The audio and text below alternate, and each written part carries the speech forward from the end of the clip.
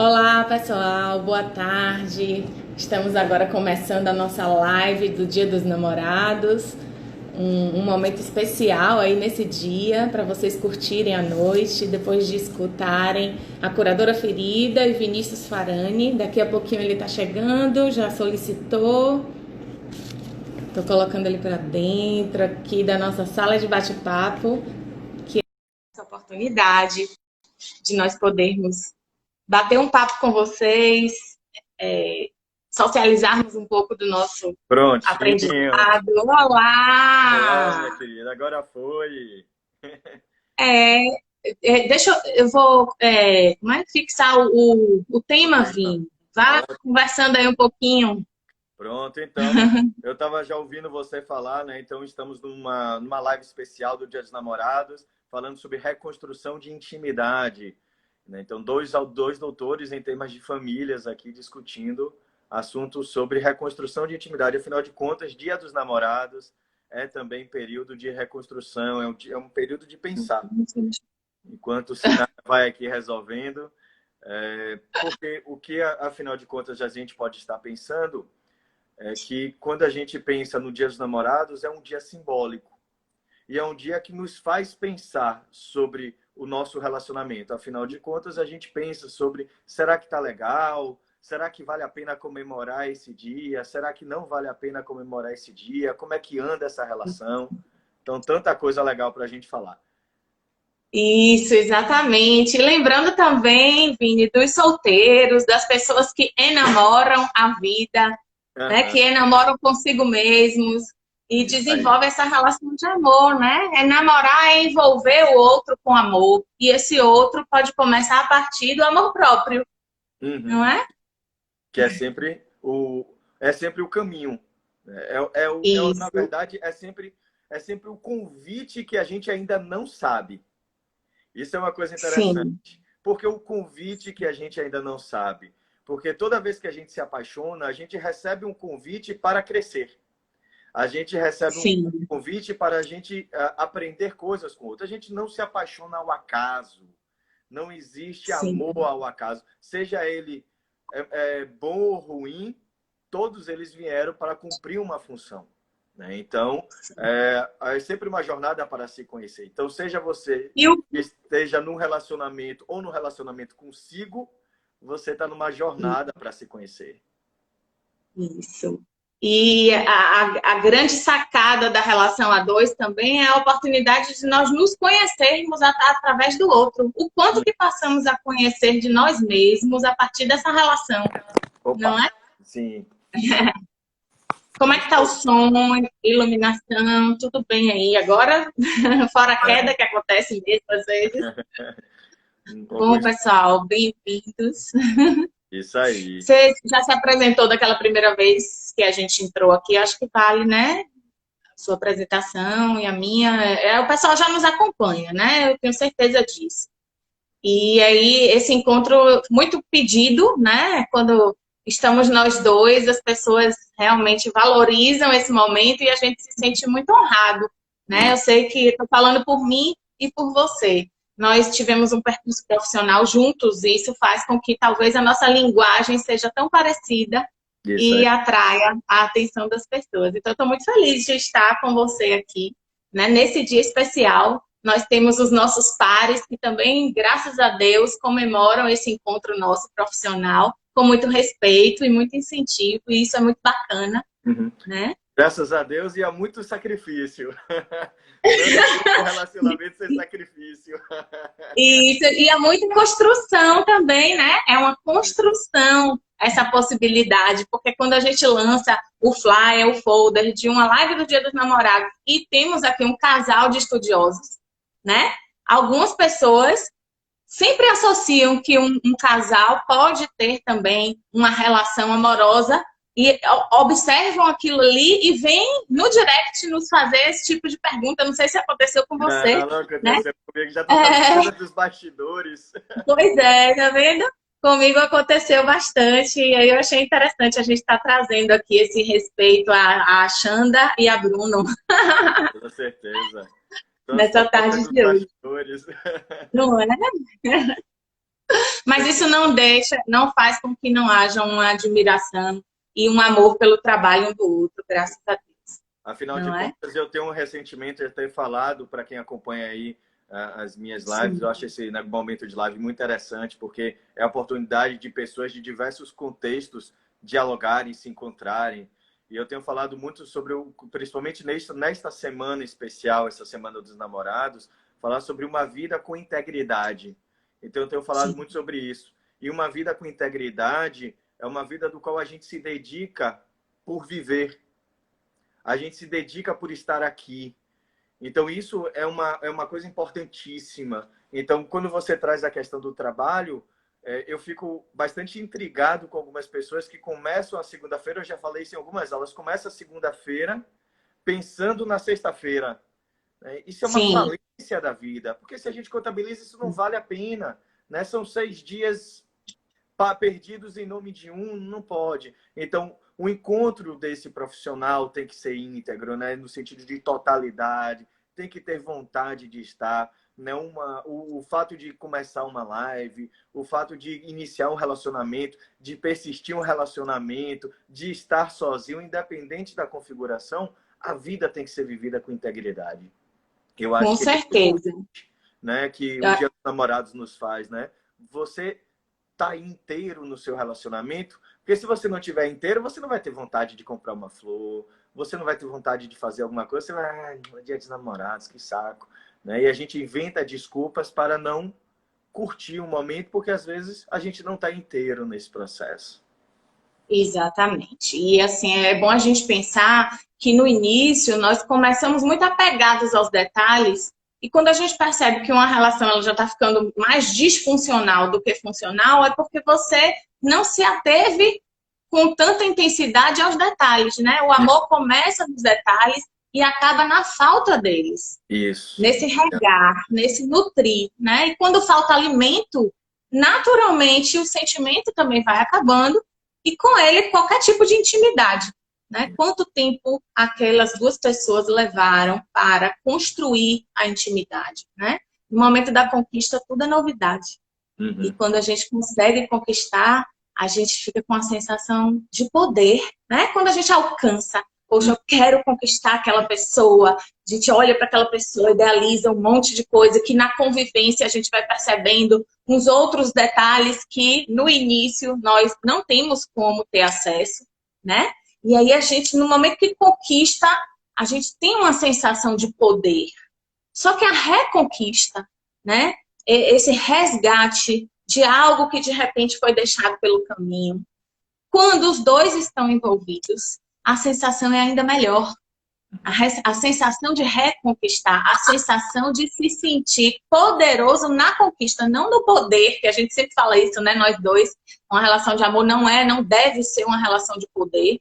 Se ela se constrói enquanto a relação de poder, ela está fadada ao término, né? E é um outro poder da vaidade, da nossa vaidade, né? Numa medida equilibrada, do nosso orgulho do que conquistamos. Então, é tão bom no começo essa sensação de conquista e que a gente vai, rega, alimenta, né? Faz uma nutrição diária. E aos poucos a gente vai se perdendo muitas vezes, né? Nessa construção que requer paciência, requer dedicação e principalmente requer os dois inteiros nesse processo. Aí. Com certeza. Você falou tanta coisa importante que eu fico até difícil até escolher sobre o que falar. Vai guardando aí para a gente poder fazer um bom bate-bola, porque Pois assunto é o que é. não falta aqui entre a gente. Com certeza, assunto não falta. Tem tanta coisa importante. Tem 2 pontos que eu gostaria de tocar agora, né? Do que você fala, que me chamou muita atenção. Primeiro, o fato de que do poder que a gente tem quando a gente conquista a pessoa.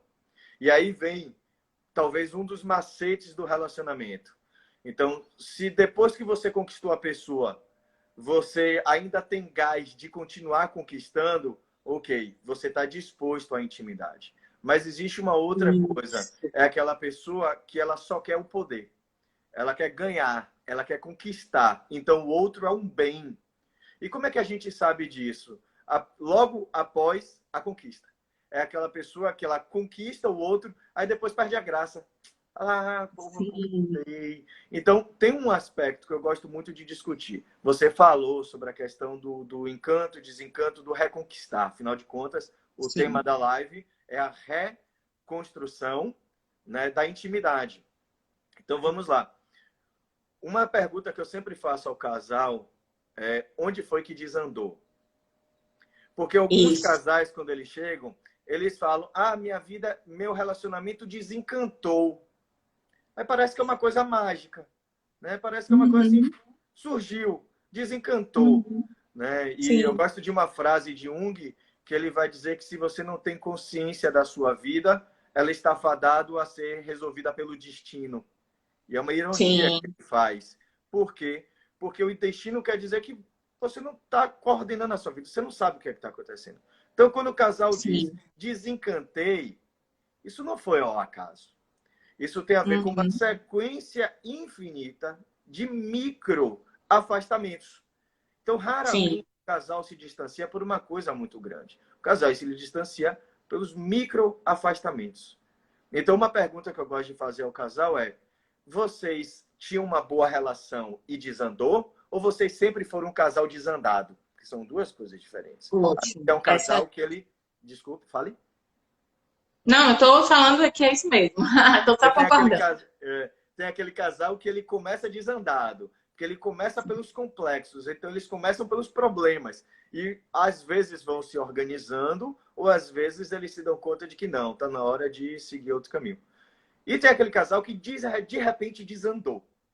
Né? E Certo. aí a gente vai, justamente, aí vem o estudo metodológico da coisa, né? Então a gente vai nessa Uhum. ruptura para avaliar a transição. Tem Tânia Zitum, Uhum. né, que Ana Cecília e Elaine gostam tanto. É. Então, vai na ruptura para ver o que foi que mudou. E ali você vai descobrir o desencanto daquele casal. Se foi o nascimento de um filho, se foi algum Sim. abandono, se foi algum cansaço, se foi o largar de mão, se foi o não investimento cotidiano, a falta de conversa, são tantas coisas, né? Você concorda, Uhum. minha querida? Concordo, concordo. Inclusive, eu gosto de fazer. É assim, tem muitas pessoas da nossa área aqui também, né? Sempre tem nos assistindo. Então, quando eu entro nesse processo de investigação, eu gosto de usar uma técnica de Sené de Serveni chamada linha do tempo, né? Uhum, E aí uhum. eu peço para o casal, individualmente, como tarefa de casa, eles vão criar uma linha do tempo da vida deles. Eu Legal. digo que é a vida da vida deles, do nascimento até a atualidade, individualmente. E quando eles trazem para mim aquela linha do tempo, eles vão colocando os aspectos que eles acham que são importantes, desde o nascimento até a atualidade. Uhum. É engraçado que cada um faz de um jeito. Então, tem pessoas que vêm cheio de tracinho na linha, porque cada coisinha foi muito importante. E, às vezes, essa pessoa é casada com uma outra pessoa que colocou assim, meu nascimento, meus 15 anos, minha formatura, né? Então, A cada uma 10 diferença anos, alguma coisa. no próprio observar da linha do tempo dos dois, você já vê o quanto são pessoas diferentes, né? E que bacana isso, que legal. Vamos poder olhar para isso também juntos.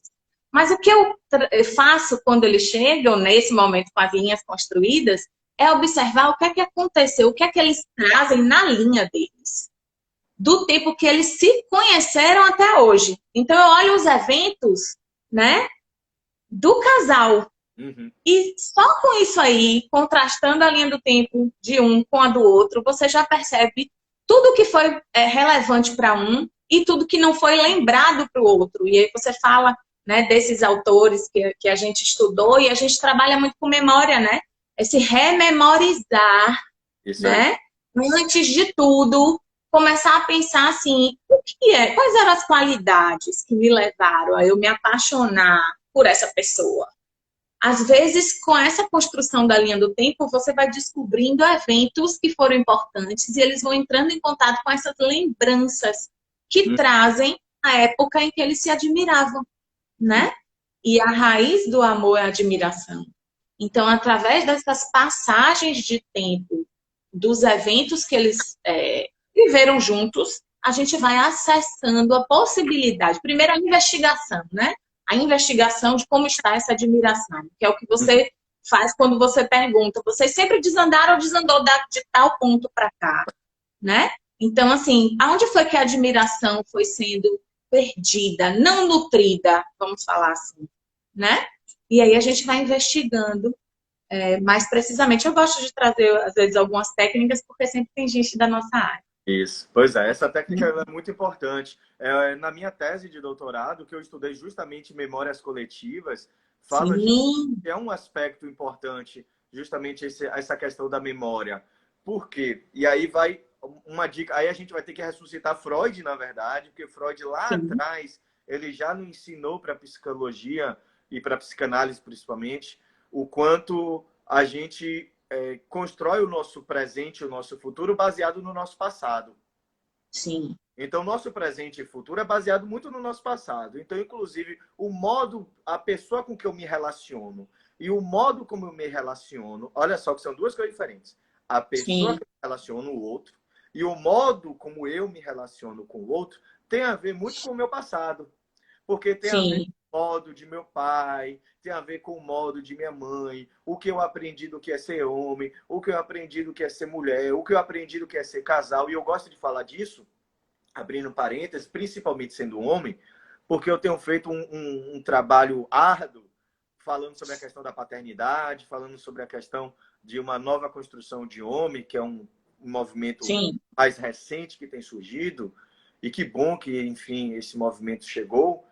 Você ainda tem uma construção daquele homem que ele reproduz muito o modelo do pai, que ele reproduz muito o modelo dos amigos, ele reproduz muito o modelo adolescente de ser. E sim. ele não atualiza. O homem, é tão interessante isso, perceber que quando a gente diz que homem que é homem não chora, a gente rompe Uhum, com a subjetividade desse homem. E uhum, quando você rompe a subjetividade deste homem, você impede dele se atualizar. Então, sim, os homens eles são muito resistentes. Não é à toa que o hiperconservadorismo surgiu com tanta força no período democrático. Tanto que no meu livro eu falo sobre isso. Quando eu falo sim, sobre a questão da liberdade a dois, quando eu trago os aspectos democráticos, eu digo, mas seria muita ingenuidade supor que a gente não vai lidar justamente com o surgimento do hiperconservador, porque tem muita gente que não gosta da democracia. E muito casamento hoje está em colapso, porque tem um movimento de mulheres que falam, de crianças que falam, de jovens que falam, e às vezes você tem uma criatura ainda muito presa no modelo arcaico, que não quer que ninguém fale. Ele quer falar sozinho, uhum. ele quer ser o dono do poder sozinho. Jura que você ainda quer isso em 2020? Com isso aqui, com isso aqui, você ainda quer falar sozinho, meu querido ou minha querida? Não vai. As pessoas não. Hoje o processo de conscientização é mais rápido. Então você pode Sim, até ter uma relação de dominação que vai durar um tempo, mas a onda e a sim, chuva de informação vai afetar essa pessoa e o seu relacionamento vai entrar em crise. Então, a gente precisa pensar essa atualização. Então, esse homem que ele foi muito massacrado, eu não gosto muito do termo masculinidade tóxica, não sei o que lá, eu não gosto muito também não gosto. isso é muito, Do uso que muito fazem, né? popular. Do uso que fazem. Do uso que se Isso. faz, muitas vezes ele também, até porque vem do senso comum, muitas vezes, vem do jornalismo, então não vem com o requinte e o cuidado Uhum. acadêmico. É, e você acaba tornando o homem e o masculino como uma coisa apenas tóxica, né? Violenta e tal. Mas Uhum. há uma coisa interessante nisso, que é essa denúncia. Que é essa denúncia desse sujeito que foi muito massacrado, e foi tão massacrado que ele não quer que ninguém cresça ao lado dele. Uhum. E isso não é exclusivo para homens, por isso que eu não gosto do termo. Porque mulheres também seguem. Mulheres que foram muito massacradas. Elas também, quando chegam no relacionamento, elas não sabem lidar com a atualização. Uhum. Isso tudo para falar sobre este termo, atualização, que é a nossa live de hoje. Atualizar. Então, para você conseguir atualizar seu relacionamento, você primeiro precisa perceber e permitir se atualizar. Se você não se atualiza, se você não se permite olhar para você com mais carinho, porque toda pessoa que massacra o outro, antes de qualquer coisa, ela se massacra primeiro. Uhum. Tanto que muitas vezes vão para o alcoolismo, vão para a prostituição, vão para o sexo exacerbado, o sexo compulsório. O sexo é uma coisa maravilhosa. Bebida, para quem gosta, tem o seu prazer. Mas quando já começa a entrar nas compulsões, já começa a ver que há uma falta de cuidado. Uma falta de cuidado Sim. consigo, com o seu corpo. E aí é um sujeito que também não vai conseguir muito bem cuidar do corpo do outro. Você também observa essa conexão, se essa relação entre cuidar de Observo, si, né, para poder cuidar do é, outro? cuidar de si para poder cuidar do outro, sim, claro. Agora, teve coisas que você falou, eu também fico assim, né? Quando um fala, você fica querendo as ideias e por conta da internet também, que o som chega um pouco depois, a gente não gosta tanto de interromper. Aí, às vezes, é melhor esperar um pouco a linha do raciocínio, né? E aí você estava trazendo também assuntos que denunciam um dos aspectos mais importantes que a gente investiga, que é a questão dos padrões de comunicação do casal, Uhum. né? Então, essa pessoa rígida, essa pessoa que não está disposta a escutar o outro, a sair desse lugar e se libertar um pouco de alguns padrões em benefício da relação, ela termina nutrindo um padrão que parece um padrão de perseguição. Então, tem um que sempre ataca e o outro que tem uma reação a esse ataque e aí termina recuando. Então, é como aquele casal que tem sempre um que, quanto mais um fala, mais o outro cala. Uhum. E aí a gente faz uma investigação em relação a esses padrões destrutivos de comunicação, tá? Isso. Tem sempre um que reclama da falta de conexão, coloca a boca no trombone, né? Ao mesmo tempo, o outro termina evitando o envolvimento e se afastando e ficando na defensiva. E esse casal vai para onde dessa forma? Isso aí. Né? De que forma eles vão interagir enquanto casal? Uhum. Porque, na verdade, assim, as pessoas podem ter interesses distintos, podem ter valores distintos, podem ter até objetivos, claro, devem ter objetivos, né, pessoais, mas também comungarem, também estarem a dois, também poderem proporcionar esses momentos.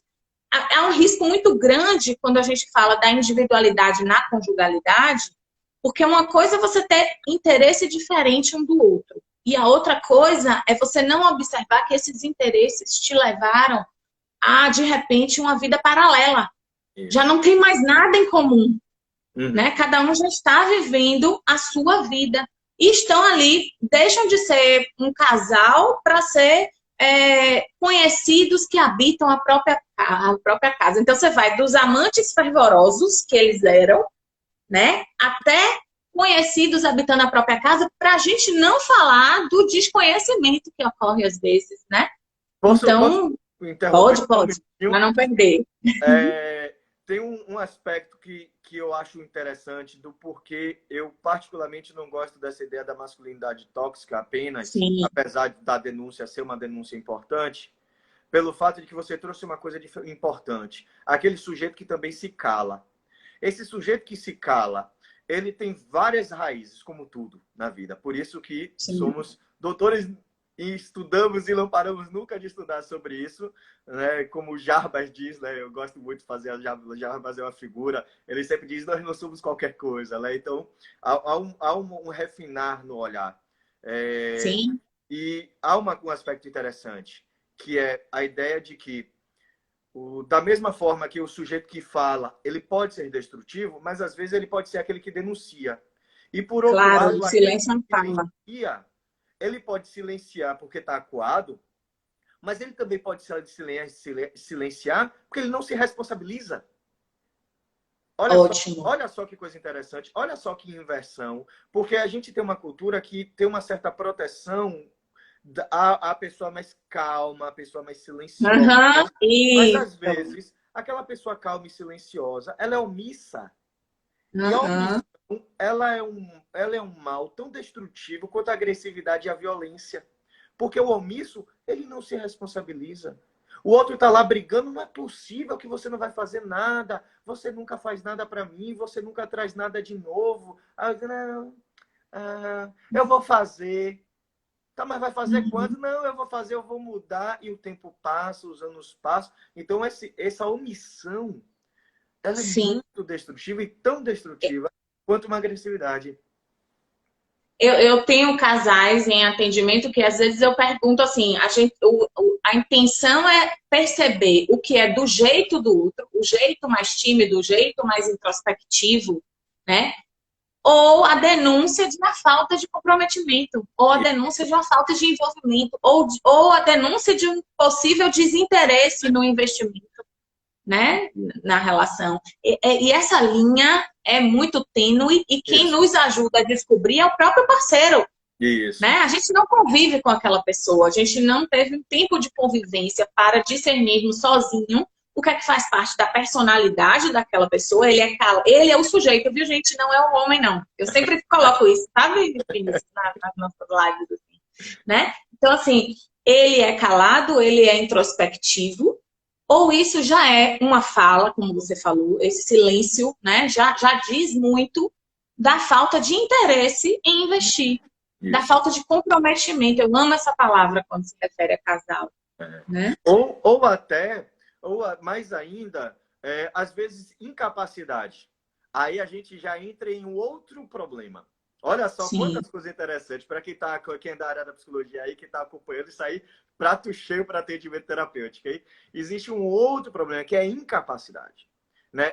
Eu não gosto. Se a gente pensar em incapacidade no sentido que o sujeito não vai conseguir nunca, não é por aí. Incapacidade, talvez a gente pode pensar numa incapacidade momentânea. Eu já acompanhei casais do qual o sujeito, inclusive o homem, reclamava muito da ausência da parceira. Já tive alguns casais que acompanham assim, ou o inverso. E a pessoa dizer, não, eu vou fazer, eu vou mudar, eu vou me aplicar. E não faz. E aí, a primeira interpretação que se tem é o quê? É ruim, é perverso, tá fazendo porque não gosta, tá fazendo porque não me quer, não me ama, é preguiçoso. E aí você vem todo esse julgamento. Às vezes está certo. Às vezes são julgamentos coerentes. A gente tem que avaliar isso. Isso. Por isso que eu estou dizendo que o parceiro que nos ajuda muito, a terapia de casal é uma co-construção, viu, gente? Entre o casal e o terapeuta. Sim, continue. Talvez quase como utilizando uma expressão psicanalítica de um ménage à trois, né? Quase que uma relação a três ali. Sim, por 50 minutos, 1 hora e 15, sim. Né? Que às vezes a terapia de casal, a depender do profissional, estende um pouquinho dos 50 minutos. Mas por aquele tempo, sim. Ou seja, sem o envolvimento sexual, mas com o envolvimento da sexualidade. Né? Isso. Né? Essa concepção freudiana mais ampla e tal. Inclusive, assim, às vezes... Casal e não falar e às vezes se tratando também tão próximo disso que você traz, porque aquele próprio casal também já deixou a sexualidade em banho-maria. E aí sim, mais ainda a gente está fazendo parte daquilo ali naquele momento. Sim. Com certeza. Porque somos aquele que vai cutucar, que vai dizer, e aí, cadê a sexualidade? Como é que tá a intimidade? Então, voltando, né? Você tem... voltando, senão a gente já vai para outra... Então, você tem essa fase da denúncia, da crítica, da queixa, dessa interpretação, que às vezes é coerente, porque às vezes o outro é omisso mesmo, às vezes o outro é preguiçoso, o outro não quer fazer, o outro quer deixar com que o outro faça, porque às vezes foi um sujeito também muito criado dessa forma, né? Meu pai sempre fez por mim, minha mãe sempre fez por mim, então eu quero que minha esposa ou meu esposo façam por mim. Tem uma acomodação. Sim. Mas também tem aquele sujeito que às vezes tem uma experiência traumática na sua vida, teve uma pessoa que passou por algum momento mais difícil na sua vida e ela vai se travando. E aí há complexos, há todo o travamento. Aí a gente vai ter que ressuscitar Alexander Lowen, vai ter que ressuscitar aí Reich, né? William Reich, que vão falar justamente sobre essa questão do trancamento do corpo. O próprio Jung falando sobre a questão dos complexos, de como os complexos bloqueiam.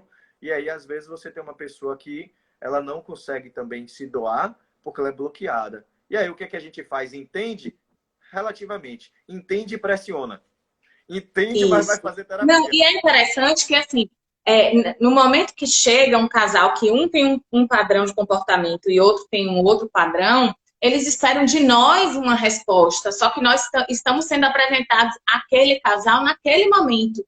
E por isso que é importante a gente falar que a gente tem sessões de casal, a terapia continua sendo de casal, mas a gente individualiza para ter acesso a essas questões individuais. Não para contar para o outro, né? Mas para poder amparar e no retorno com o encontro com o casal, você já entender que é uma inabilidade daquele sujeito. E poder né, levar a terapia de casal para esse caminho, porque muitas vezes os casais convivem juntos, comungam muitas coisas, mas não falam muito do passado, da sua história, da sua infância, dos namoros, das outras relações amorosas que tiveram, né? Às vezes por uma regra que eles instituíram que é melhor não ser dita, pode fazer parte disso, tá?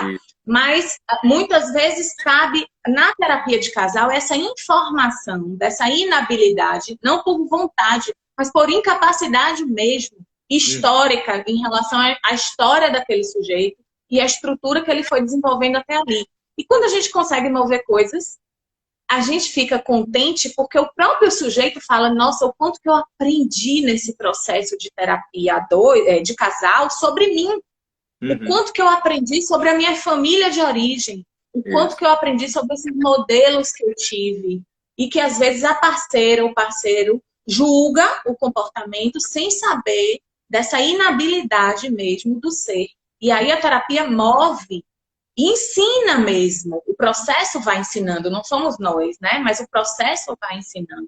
Tem alguma coisa mais que você lembre assim? Não, tem muita coisa. Inclusive, não, eu gosto sim, muito da ideia. De trazer um conceito principalmente de Bonder, né? Que é um livro que eu recomendo muito, Alma e Moral, né? De Bonder, que inclusive tem uma peça de teatro aqui em Salvador. Sempre vem para Salvador uma vez por ano. Porque ela só ocorre uma vez por ano, porque ela ocorre no Pelourinho e ela precisa do Pelourinho clássico, né? Então ela só ocorre uma vez por ano. Nunca custa. Mas eu já assisti no Salvador Shopping, no Teatro da Cultura do Salvador Shopping também. O livro faz parte do meu livro e não consegui assistir a peça até hoje. E ele traz esse conceito da direção, que é um termo importante. Então a gente está falando, muitas vezes, tem um casal que ele até ouviu a história do outro, mas ele não tem o manejo e o traquejo do que fazer com aquilo. Então, quando você tem uma informação de alguém, isso não quer dizer que a gente vai apenas entender o lado do outro. A gente tem que entender e transgredir. O que é transgredir? Transgredir não é invadir o espaço do outro de uma forma abrupta, não é também nada vinculado à traição, qualquer coisa. E Bonder deixa muito. Transgredir quer dizer afetar o status quo. Ou seja, é como se fosse invadir, né? Isso, é afetar o comum. Aquela característica daquele sujeito que está ali já acostumado, não, porque o pai, porque a mãe foi assim, porque passou por isso, tá tudo bem. Mas a gente vai ter que aprender a deixar o passado no passado. E o relacionamento é uma jornada, porque o nosso passado vai afetar o nosso presente inevitavelmente. E então é extremamente importante. O casamento ele não é qualquer tipo de relacionamento. Casamento, namoro, apaixonamento, até aquele relacionamento via Tinder. Qualquer relacionamento humano é um relacionamento de confronto a si mesmo. Qualquer. Isso. E é um confronto sobre a sua história. Eu sempre trago algumas metáforas que eu sei que você adora. Eu sempre falo para esses casais que visam essa reconstrução, eu digo assim, pronto, vocês já trouxeram aqui a fogueira que levou vocês para esse estado agora, né? Vocês trouxeram aqui a fogueira. Só que embaixo dessa fogueira tem um monte de brasa. E a gente vai pegar esse monte de brasa e vai conseguir reacender o que nunca deveria ter sido apagado. E aí, né, é que vem... Eles olham para aquilo ali, eu falei, e aí eu me mostro bem animada, né, nesse processo, eu falei, e aí? Vamos juntos reacender essa chama que se apagou, e para isso a gente precisa de duas coisas muito simples, uma peneira e um funil. Aí ficam os dois me olhando assim, uma peneira e um funil? Tipo eu tô agora? Uma peneira e um funil. Eu atendo em casa também, viu, Vinícius? Eu tenho um consultório na minha casa, e às vezes quando eu sei que eu preciso usar alguma metáfora assim, eu vou e pego uma peneira e um funil. E aí, eles ficam olhando, eu falo assim, a gente precisa da peneira para a gente conseguir peneirar e deixar, né, por cima aqui da peneira, sem passar pela peneira, dor e raiva. A gente não está esquecendo, mas a gente precisa deixar eles acima dessa peneira. E deixar passar, e aí a gente vai usar o funil para deixar passar só o que teve de bom. Para o processo de reconstrução, a gente precisa se apegar nessas boas memórias, tá? Nada de esquecimento. Eles estão ali, né? As dores também moveram você até aqui. Isso. A tristeza, os momentos difíceis são importantes para a evolução do casal. Né? É uma troca de dois indivíduos diferentes que vieram de sistemas diferentes. Então, a gente vai trabalhar com o que é bom. E a gente vai tentar ser diferente para o outro. Diferente nessa relação. Né? A relação precisa ser movida. E para isso, cada um precisa, né, se responsabilizar por sua parte. Isso. E aí nós vamos mover e vamos investir. Porque assim, como é que o relacionamento vai desandando, como você falou? Às vezes começam vestígios que não são percebidos, mas que na hora da crise ninguém sabe nem mais identificar. Mas é só você pensar, os casais que aos poucos, isso é muito comum, deixam de se beijar.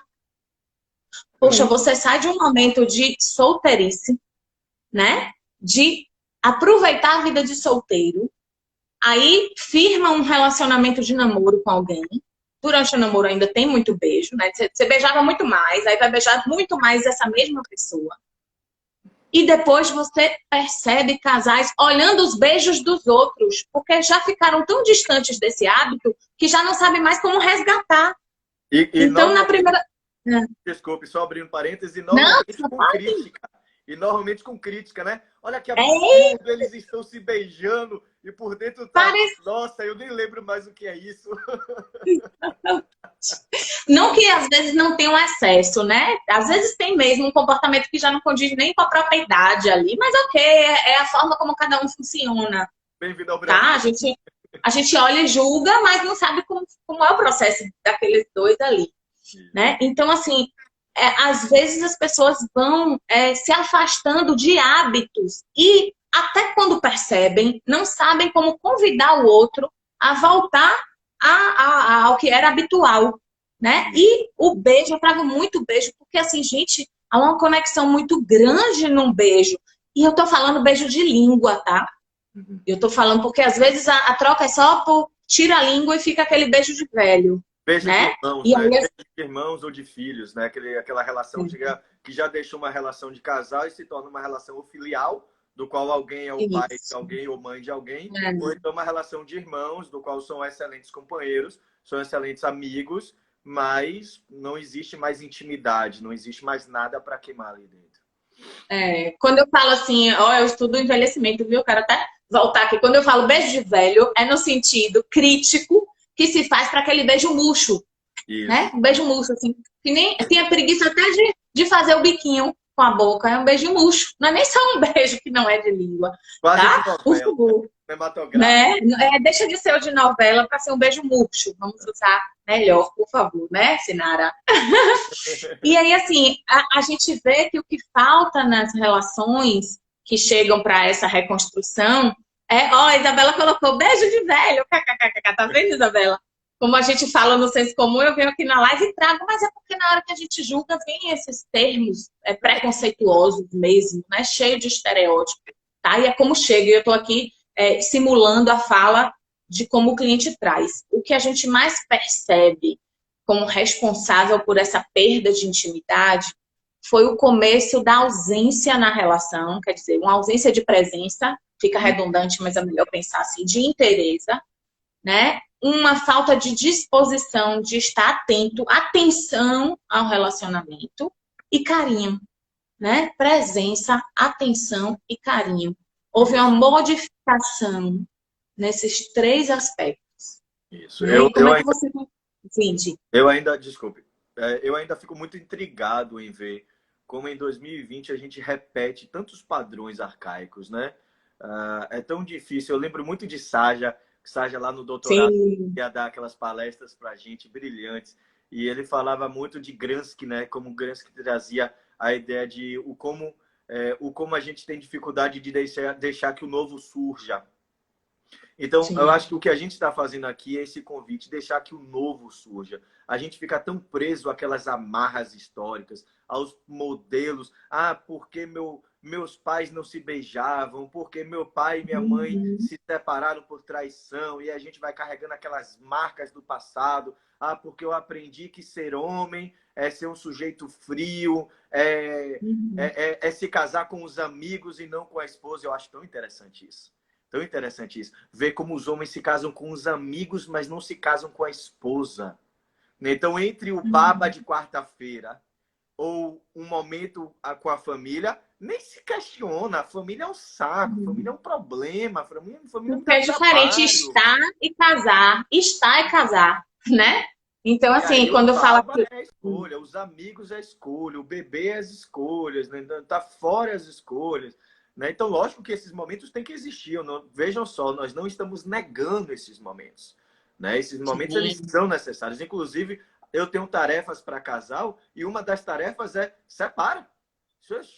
Vai um para o lado e para o outro. Não quer dizer separar, acabar o casamento, mas aquele casal que é muito grudado, que trabalha junto. Tem um pepino, né? Eu já atendi alguns, acompanho atualmente, inclusive. Então, trabalha junto, vive na casa junto, faz tudo junto, vai fazer uma coisa a você. É muita convivência por longa, só com aspectos queixosos. Como é que essa pessoa vai se tornar de novo interessante? Pois é. Né? Porque o que a gente quer é que cada um veja o outro como uma pessoa interessante, mesmo quando já não é mais novidade. Eu estava lembrando aqui. Isso. Fale. Não, só para trazer um pontinho. Porque eu lembrei que Jarbas, ele trouxe agora, quarta-feira, uma frase bem interessante. Ele dizendo que teve um casal que ele estava atendendo e aí a mulher reclamava, mas ele não me procura, essa queixa constante. Aí ele olha para ela, eu vou procurar como ela nem se perde. Olha que coisa interessante.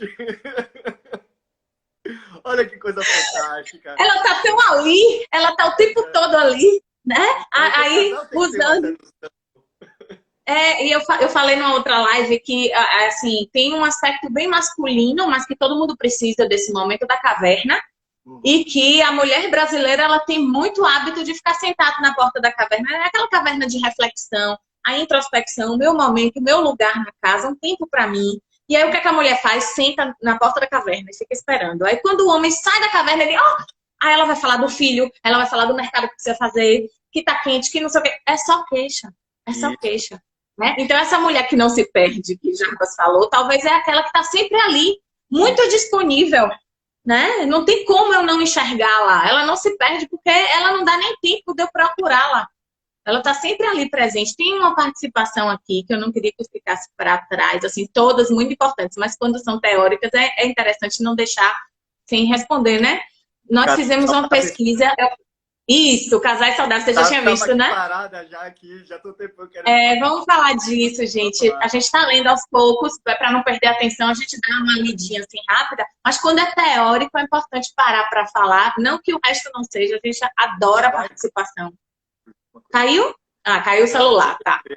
Casais saudáveis diz assim, nós fizemos uma pesquisa e eles, quer dizer, os homens, né, ou o outro, esses que são mais calados, mais introspectivos. Eles parece que são os entrevistados, aparentemente. Mas é isso que eu estou dizendo, esse perfil mais introspectivo. Eles é esse perfil mais introspectivo, seja do homem ou da mulher. Mas aqui diz, 85% dessas pessoas dizem que não conversam sobre o seu passado porque vai ter briga. É legal a gente poder falar disso, né? Porque a gente ouve muito isso no dia a dia. Né? Eu não vou falar, não, é melhor evitar. Se eu tocar nesse ponto, vai ter DR, eu não estou disposta, né? É interessante a gente poder falar. Primeiro, assim, não falar do passado, eu até já citei aqui, pode ser algo da cláusula do contrato do casal.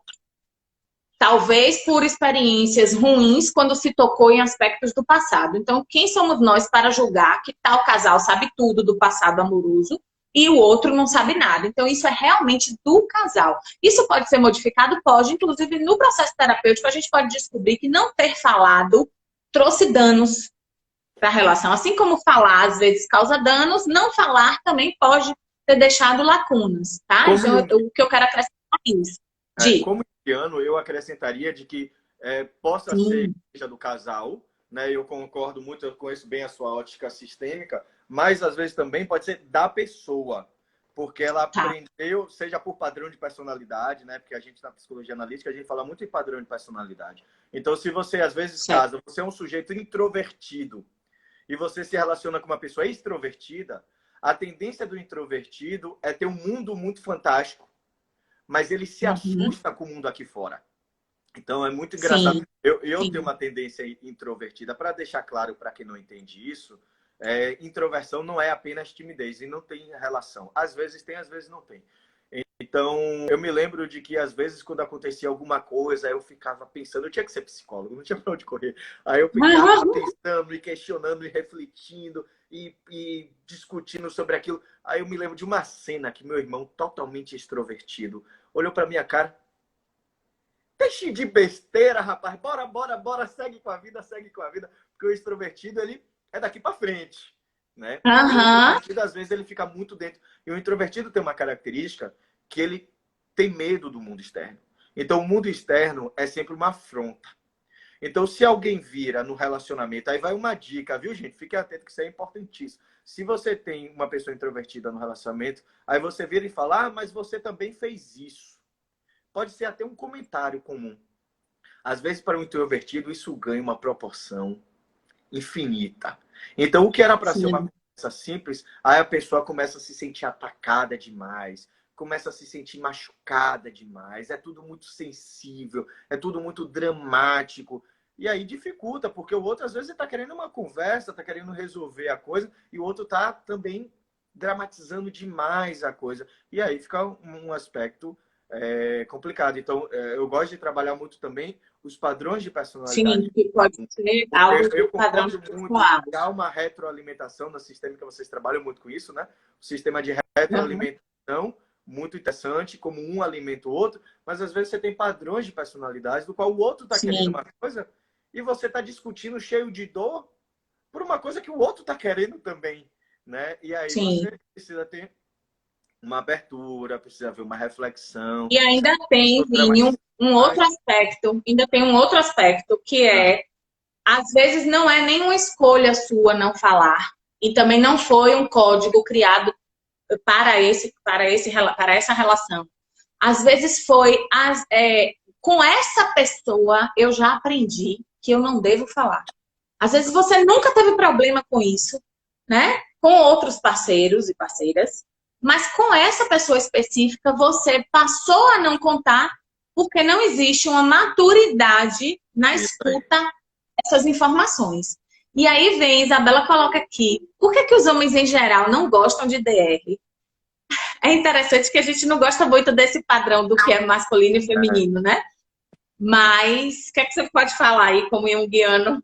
Pois é, que não tem muito a ver com essa questão. Temos, na verdade, temos dois aspectos, né? Na minha tese, inclusive, temos três aspectos. Na minha tese, eu desenvolvo esse conceito que eu chamo Deus vai dar uma Oi, caidinha. voltou. Ai, caiu. Vê se Quanto volta, tempo falta volta. aí? Ó, na sua tese Tá? você discute muito algum conceito. Você parou aí. E deixa eu só o tempo aí, porque eu acho que daqui a pouco vou ter que correr ali Ah, pro sim. carregador. Ah, tá. O tempo é. Vá pegar, vá pegar. Pronto, então tá. Então vamos lá. O bom desse contexto é isso, né? A gente vai É. passeando, a gente vai conversando. Dá até saudade do período das palestras, a gente pode andar, Na fazer. live passada eu tive que pedir, Sofia, me dê o cabo aí para eu carregar, imagine. Pois é. Mas não, temos, não somos blogueiros, não somos artistas dessa área, né? Estamos aqui de uma forma natural e leve, fica tranquilo para a gente poder perceber a humanidade que existe Isso nesse aí. processo, Com né? certeza. É interessante, eu gosto dessas coisas, porque, até só abrindo parênteses, né, que é lidar com os conflitos, é lidar com as coisas que acontecem. Né? E é disso Com que a as gente está falando, né? adversidades. E isso, a diversidade, de que a gente não precisa, nossa, eu estou no meio de uma live com minha colega doutora, vai que. Ok, vai estar tudo certo. Então é isso que a gente está conversando aqui, né? De que não há uma pressão, Exatamente. né? Vai dar tudo certo. Né? As coisas vão se resolver, né? As coisas não precisam carregar essa dramaticidade. Então, voltando, né? Então, na minha tese eu desenvolvo um conceito que Vini, rapidinho, só uma coisa, assim, o vai dar tudo certo, é porque eu já entendo a sua linha de raciocínio, mas assim, o vai dar tudo certo não é que a gente vai reconstruir, a gente não tem como prever isso. Vai dar tudo certo porque o que não é sadio para você vai dar certo também. E existe vida após a separação. Se for algo que esteja, não é, sendo agressivo para você, não tem problema nenhum, a gente faz a desconstrução, a gente faz o divórcio também, tá? Então, porque eu conheço a linha de raciocínio, para não ficar uma impressão, né, de que de qualquer forma a gente reconstrói. Não, a gente não vê nada também de extraordinário na construção de um divórcio, se for o melhor para ambas as partes, tá? Isso. Eu não sei se vai dar tempo de você responder toda, então se cair, a gente vai voltar para ele concluir o pensamento, tá? Tá, então eu vou importar, falar bem rapidinho, de uma forma bastante simples. Então, existem 3 elementos que afetam nossa forma de pensar. Um elemento é a cultura. Então, quando se diz, o homem na nossa cultura, isso faz sentido? Faz sentido. Porque nós temos uma cultura que massacra. Então, afinal de contas, quando a gente perceba como a gente tem um discurso de ódio tão forte no Brasil, né? E que, graças a Deus, enfim, a gente está ouvindo esse discurso. Né? Porque era um discurso tão escondido, mas tão presente. E que hoje a gente vê e se assusta. Então, é bom que a gente enxergue as coisas. Então, a gente tem uma cultura muito violenta, a gente tem uma cultura muito massacrante. Então, a gente tem uma cultura que esmaga muito o homem e que esmaga muito a mulher. Tá? Então, existe essa coisa do homem que não fala assim. Então, tem uma questão cultural. Mas, existe um outro aspecto, que é o aspecto familiar. Né? Então, depende muito da família de onde você veio, depende muito da relação, né? Da forma como você lida com as coisas. Afinal de contas, aqui no meu relacionamento, a coisa é meio invertida. Aqui a Xanda não escute, ela odeia quando eu falo isso. Mas Bruno tá ao vivo, inclusive colocou uma declaração de amor aí para mim, viu? Que maravilha. Pública. Xanda, ela tá lá embaixo, ela tá com a pequena. Então, eu não sei se ela tá ouvindo. Senão, daqui a pouco eu vou receber um puxão de orelha aqui. Que, por exemplo, aqui é a coisa invertida. Quem chama para discutir a DR, quem chama para a DR aqui sou eu. Né? Então, por quê? Porque isso depende muito dos modelos familiares e a outra categoria, que é a sua própria subjetividade. Né? O quanto você... Então, cultura, família e subjetividade. É isso? De pessoa, que é uma análise que eu chamo de análise tridimensional, que é o SFP, Sociedade, Família, Pessoa, que são as 3 categorias. Então, a subjetividade, que é o quê? O seu tipo psicológico, as suas próprias memórias coletivas, as suas fantasias. Então, são muitos aspectos. Então, é isso que a gente, de alguma forma, estuda, né, nas situações. Então, não é apenas a cultura. Agora, sim, só para a Isabela não ficar, né, achando que ela tem a impressão errada, não. Eu compartilho disso, sei de onde isso surgiu, porque historicamente também, tá? Na desconstrução, né, quando a gente foi se afastando só da ideia do amor escolhido, obrigatório, como uma oportunidade de trazer algum membro para fazer parte da minha família. Quando a coisa foi, né, houve toda uma transformação do amor em si, colocando numa linguagem bem simples. Ficou para a mulher essa responsabilidade de tratar aspectos mais íntimos.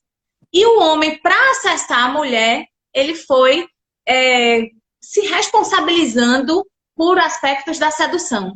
Isso. Então, historicamente, a mulher era quem ia trazendo mais, né, as coisas íntimas, e o homem, para acessar a mulher, ficou com essa carga de sedução. Então, historicamente, a gente tem um padrão de construção e culturalmente isso ainda aparece de uma forma forte, por isso que traz um questionamento desse, porque os homens, em geral, não gostam. Mas como nossa live é uma live especial, porque, afinal de contas, nosso pensamento é um pensamento sempre atualizado, eu vou aproveitar uma frase interessantíssima, eu acho que o nome dele é Juan, que ele diz: tenho a impressão de que hoje os homens conversam mais do que as mulheres. Eu também tenho essa impressão, inclusive... Eu tenho tido parceiras impacientes. Por quê? Porque hoje nós estamos começando a falar de uma nova geração, que são das mulheres que estão nascendo nesta revolução do movimento feminista. Sim. Então, você já tem uma mulher que muitas vezes ela é formada ao oposto. Então, tem mulheres E que já, e obviamente já, não sabem e já nada. se inaugura nessa coisa da sedução também, né? Que às vezes ainda choca também quando você encontra uma mulher tomando poder dessa parte que antes, historicamente, ficava para o homem. Isso. Eu concordo com você, até na clínica, eu recebo muitos telefonemas de homem propondo a terapia de casal. Né? Isso. Já teve um momento que era tão difícil trazer uma das esposas de um desses homens que entrou em contato querendo a terapia, era tão difícil trazer a esposa para o processo que eu dei a ideia de marcar uma consulta, ela né, era médica, e eu dei a ideia de marcar uma consulta com ela, utilizando o meu plano de saúde, eu iria como paciente dela, mas ao invés de ter a consulta na área dela, a gente ia fazer a sessão dela lá. Chegou a esse ponto. Claro que eu não ia me submeter a isso. Foi só uma instigação para ela perceber que eu ia fazer com que quarta-feira, não, com que sábado virasse dia de semana, com que domingo virasse dia de semana, mas eu ia tentar acolher esse desejo desse marido que queria reconstruir, tá? Isso. Então, hoje tem um movimento que é diferente. Por isso que eu digo, o movimento feminista me fez um homem melhor. Né? Então, o homem que não entende o que é o movimento feminista é aquele sujeito que não se atualiza. O homem não. A pessoa. Porque você também tem muita mulher que é contra o movimento feminista porque não entende. Porque também tem aquela exacerbação. Né? Na psicologia analítica, a gente tem um conceito chamado enanciodromia. Então, toda vez que a gente está em um polo, a gente vai para o oposto para depois encontrar o meio. Então, quando você tem um grupo que é muito massacrado, então eles vão justamente para o polo oposto de guerra e de batalhas e de conquista de poder para depois encontrar um caminho do meio. Então existe também muito pensamento distorcido. Mas o fato é, o movimento feminista é um movimento que questiona essa dominação masculina, como vai dizer Bourdieu. Né? Uhum. Então, é um movimento que faz o homem pensar a sua atitude e faz a mulher pensar a sua própria atitude. Então, é um momento de reflexão em busca de um processo democrático. Né? Então, se você ouvir uma feminista querendo devorar o homem, ela não é feminista, tá? Ela é qualquer outra coisa. Né? Porque ela está combatendo, ela está na guerra contra o outro. E não é uma guerra contra o outro. É um questionamento para a gente refletir coletivamente. Porque os dois no casal sofrem. Na relação, não existe quem ganhe no relacionamento. Se você está ganhando no seu relacionamento, é porque o seu relacionamento está perdendo. Olha só que coisa bonita. Se você está ganhando no seu relacionamento, é porque o seu relacionamento está perdendo. Porque você está ganhando o quê? Você está ganhando isolamento. Você está ganhando uma voz única. Você está ganhando poder. Mas você não está ganhando afeto. Você não está ganhando acordo. Você não está ganhando intimidade. Você não está ganhando satisfação. Então, o seu relacionamento perde. E você perde junto. Uhum. Ninguém ganha no relacionamento. Enquanto a gente não entender isso, enquanto a gente não perceber que se eu afundar o meu relacionamento, eu afundo junto, né? Tem aquela galera também que fica, ó lá, eu vou deixar se lenhar ali para ver, ó, fica aquele rancor, né? Aquela coisa rancorosa, ficar guardando. Lá, ó lá, vai fazer de novo, vai se lascar. Baiano é assim mesmo, né? E vai se lascar, vai se dar mal. Mas você vai se dar mal junto. Porque a pessoa vai ficar mal, porque a pessoa não vai ficar bem. E ela não vai conseguir ficar bem com você. Então, se a gente não desenvolver uma democracia, se a gente não desenvolver uma parceria, vamos todos perder. É um processo estratégico. É cuidar do outro para você cuidar de si. Olha que coisa linda, é sair de si para conquistar o mundo aqui fora. E ao conquistar esse mundo aqui fora, você se redescobre. Olha que movimento lindíssimo esse. Né? Isso é bonito da gente entender. Isso é bonito da gente pensar. É esse convite que a gente está aqui fazendo hoje, né? Isso. Desde a época do namoro, eu encontro adolescentes na clínica trazendo falas de aconselhamento social, né? Que corroboram com esse poder, com essa coisa vaidosa que numa relação, Bert Hellinger, da constelação familiar, né? Ele prega tanto o equilíbrio entre o dar e o receber, né? A hierarquia, ninguém se olhar de cima para baixo, nem de baixo para cima, no mesmo nível. Só que culturalmente, desde o início da nossa vida amorosa, a gente ainda encontra aconselhamentos Ó, 28 segundos. A gente vai deixar a live cair, vai retornar para dar só mais uma olhada aí no que o pessoal está falando e poder fazer um fechamento, tá? Maravilha. Tô só avisando para não ficar no meio da Então fala. vamos encerrar para não ficar no meio da fala e você retoma. Pronto, vamos. Então a gente se encerra e já volta. Isso, voltem, gente.